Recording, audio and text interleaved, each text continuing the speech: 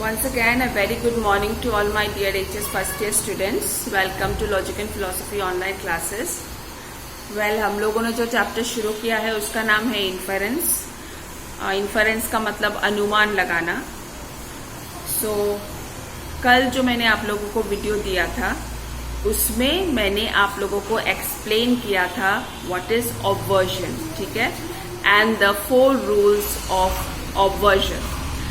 आज हम लोग ऑब्वर्जन को अप्लाई करेंगे इन AEIO preposition, universal affirmative preposition, universal negative preposition, particular affirmative preposition and particular negative preposition. ठीक है, सबसे पहले देख लेते हैं यूनिवर्सल अफर्मेटिव प्रपोजिशन. मैंने एक एग्जाम्पल लिया है for universal affirmative proposition and let us apply the rules of obversion to universal affirmative proposition. All men are mortal. All men are mortal is a universal affirmative proposition. सबसे पहला rule क्या था obversion का? If you remember, सबसे पहला rule ये था कि ऑब्वर्टेंट और ऑब्वर्स में जो सब्जेक्ट है it should B same. Subject को चेंज नहीं करना है. जब हम लोग किसी प्रपोजिशन को चेंज करेंगे to obverse, the subject will remain same. Here the subject is man, obverse में भी सब्जेक्ट इज मैन. दूसरा रूल ये था the predicate should be contradictory to each other. Obvertend का जो प्रेडिकेट है it should be opposite to the obverse. यहाँ पे प्रेडिकेट कौन सा है? मॉर्टल. ऑब्वर्टेंट का प्रेडिकेट है mortal. Remember this is obvertend, okay, and this is obverse. Obvertend मतलब गिवन प्रपोजिशन, ऑब्वर्स मतलब जिसमें हम लोग चेंज करेंगे. The conclusion is known as obverse. ठीक है, पहला रूल था कि दोनों का सब्जेक्ट सेम होना चाहिए. दोनों का सब्जेक्ट सेम है.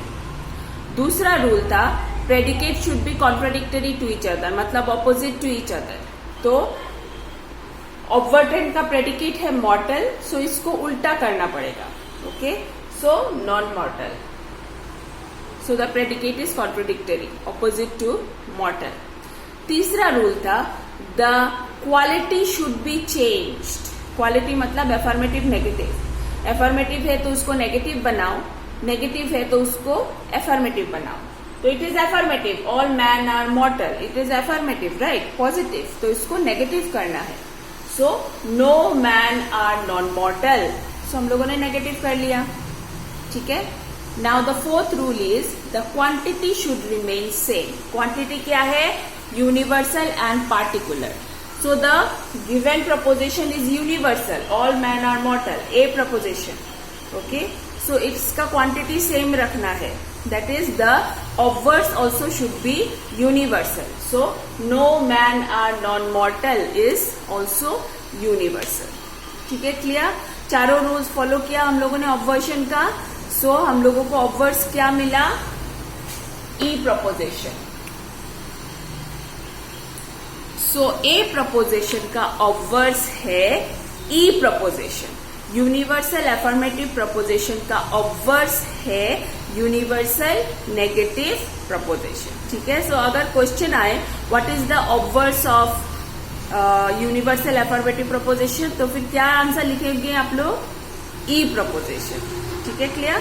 Late us take one more example for E proposition now. No man is perfect.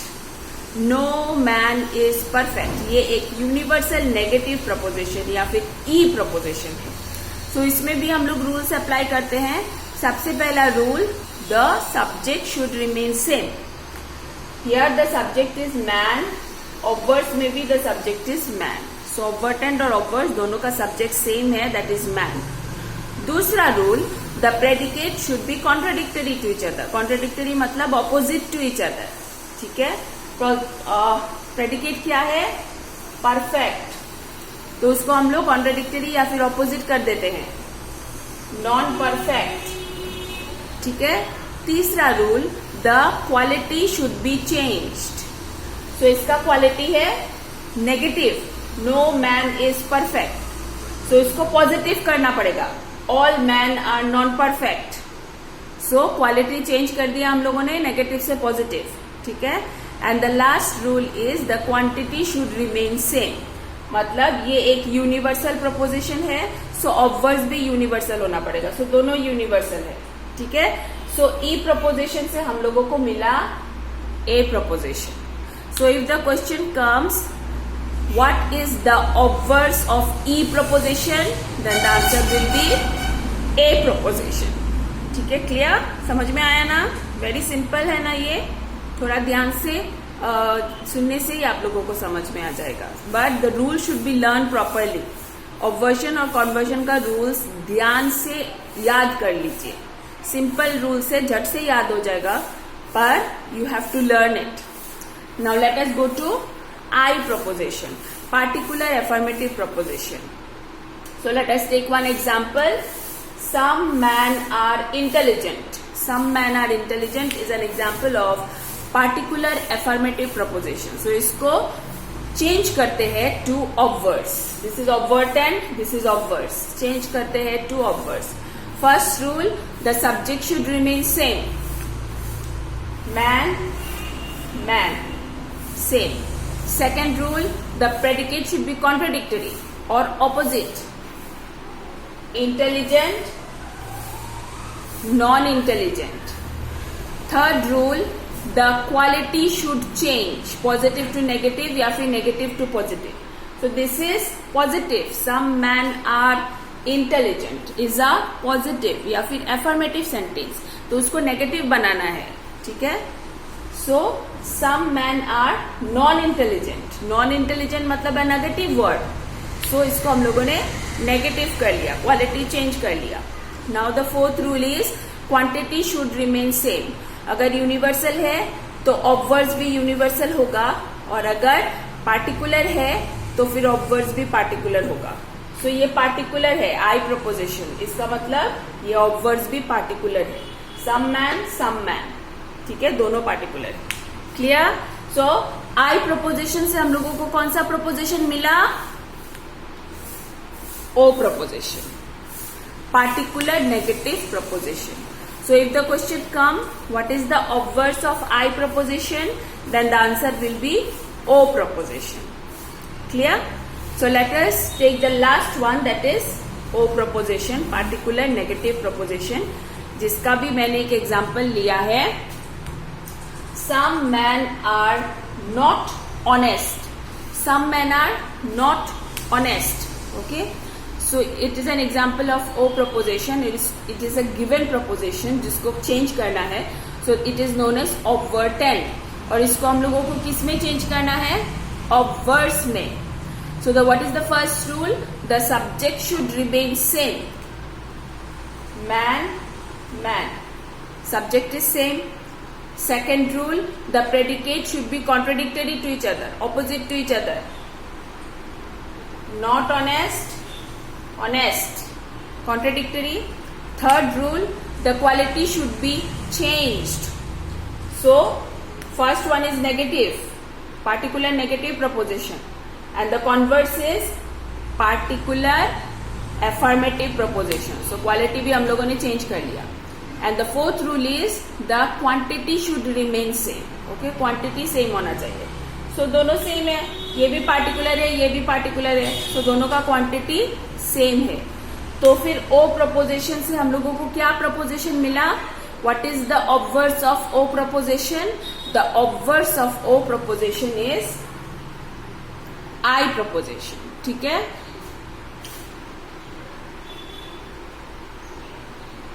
Obverse of A proposition is equal to E proposition. E proposition is equal to A proposition. I proposition is equal to O proposition, and O proposition is equal to I proposition. ठीक है? So obverse of A is E, obverse of E is A, obverse of I is O, and obverse of O is I. ठीक है, clear? So it is very simple. Practice at home and learn the notes properly. That will be enough to score good marks. Okay, have a nice day all of you. और अगर कोई भी confusion है, you can comment in the comment box or you can personally call me also. I will explain you again. Okay, have a nice day.